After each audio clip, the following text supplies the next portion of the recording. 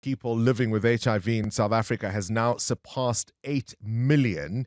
And there are fewer people dying from the disease than are being infected. In fact, if you're a female aged 15 to 24, you are still the most likely to contract HIV. But there are new developments in the treatment and care of HIV.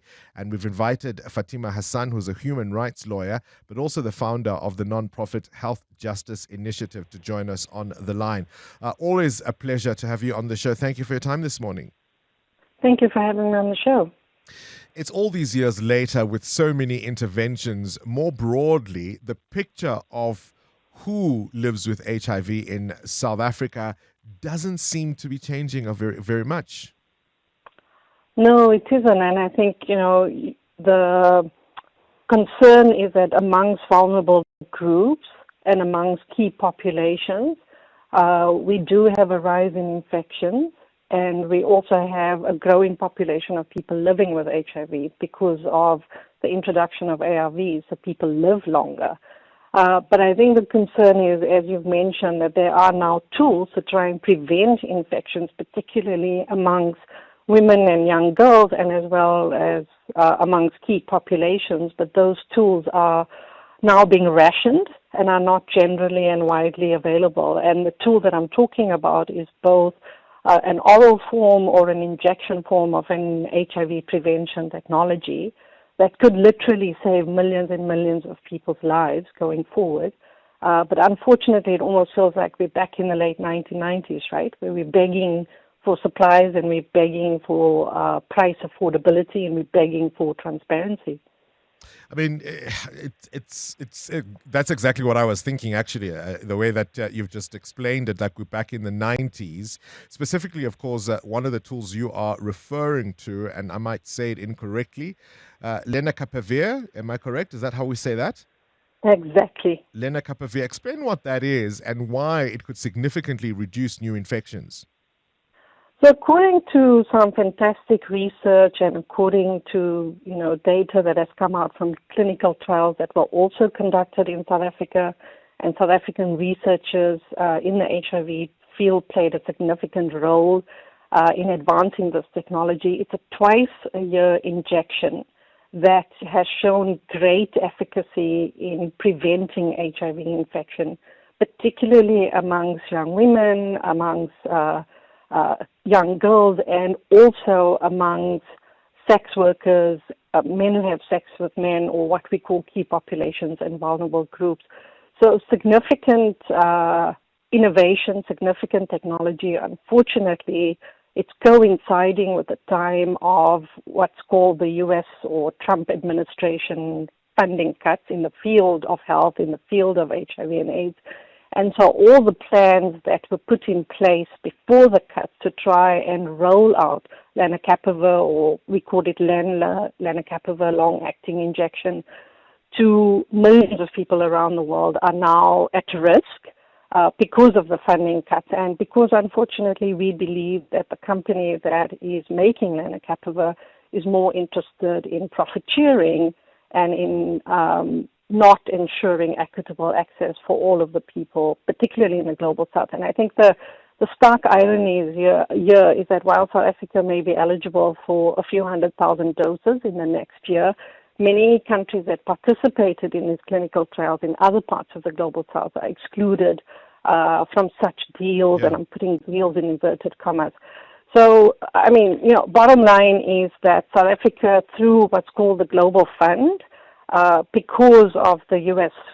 funding cuts and sort of the decimation of PEPFAR, through the Global Fund, South Africa is now basically getting an allocation of a few 100,000 doses, which are now being prioritized for women and girls and some vulnerable groups and populations that I mentioned earlier.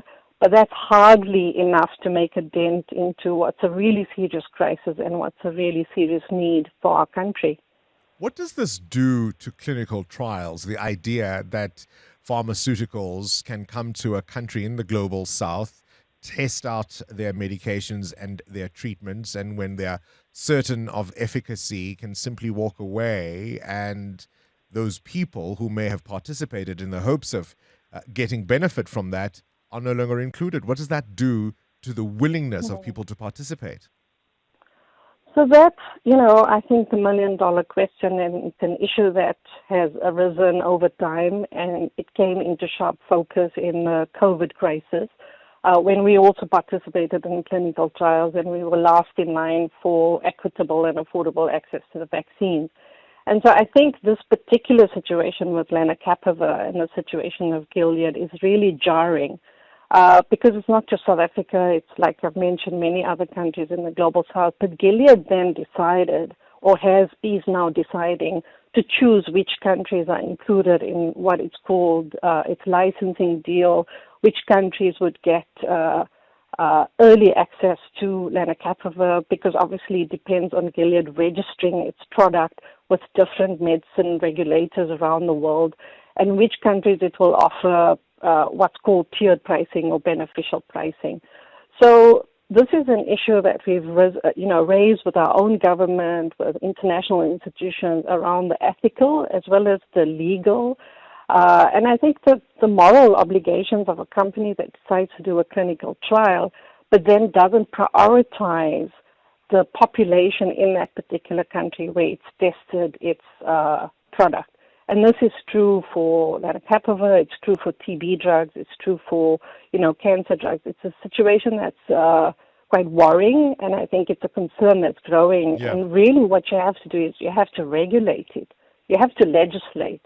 So we currently in our country have a number of companies that will do clinical trials on our people, will innovate in a really material way, will take advantage of like our excellent research in country, but then often will not even register its product and not make it available, and worse, will not allow others to make a generic version of the product. So it's one thing to say, okay, I'm going to be the only supplier of a particular product, but if you have no intention of making a product available to the public and private sector in South Africa and then denying others to bring a generic version, I think that, in my view, is actually, should border on criminal conduct. Yeah, I mean, certainly it is immoral, is it not? Tell me, can some of these pharmaceuticals get away with the argument that political events have overtaken them, that they are not essentially in control of how these things then unfold?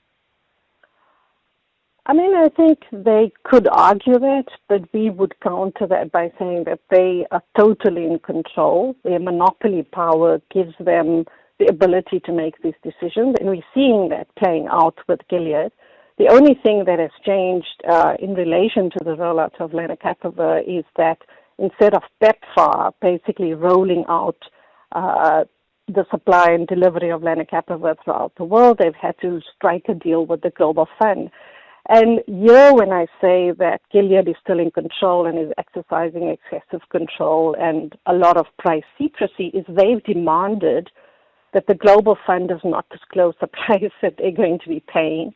And through that, they are indirectly forcing governments like South Africa and other governments in the global south to not disclose the price that they will be paying, which basically, in our view, we would argue flouts our constitution, because we have a system of price transparency, and we saw that in COVID as well.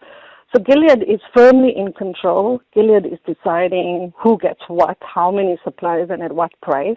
And really, we believe, and we've argued in our editorial yesterday in Spotlight, that they're bullying the Global Fund and they're bullying the government of South Africa by insisting on price secrecy.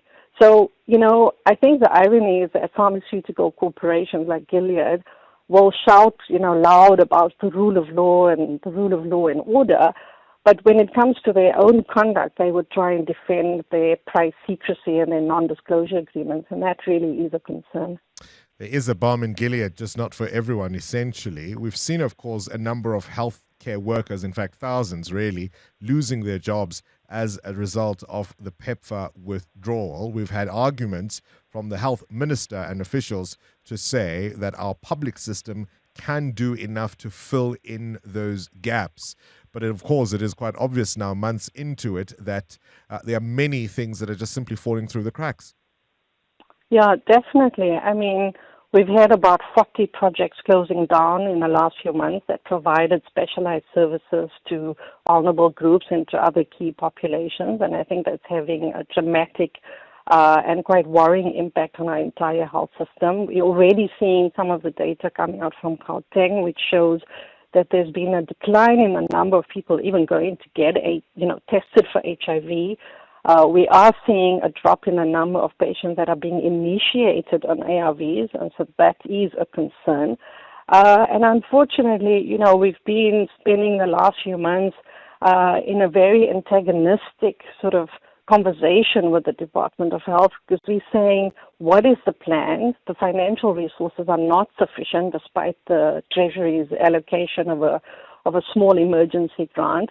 And unfortunately, we have a department that really is on the defensive and is refusing to make that plan available. So it's one thing to say we have targets. We are going to initiate 500,000 people on Lenacapavir, 1.2 million people on oral prevention tablets. But it's quite another thing to actually do that, to initiate new people on treatment, to initiate HIV prevention tools.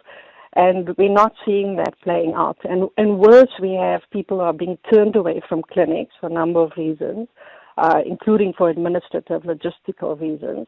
And so the situation is not looking great. The chairperson of the TAC yesterday at the opening of the South African AIDS conference warned that we have a crisis on our hands and that all the gains of the last 25 years could be undone because we don't have a robust plan and we don't have sufficient funding to fill the gap of the U.S. funding cuts. It's an extraordinary development. As you say, 25 years later, we could be reversing all those gains. Appreciate your time. Fatima Hassan is a human rights lawyer and the founder of the Health Justice Initiative. Current events, developing stories, tough questions, your voice making a difference. This is Breakfast with Bongani Bingwa.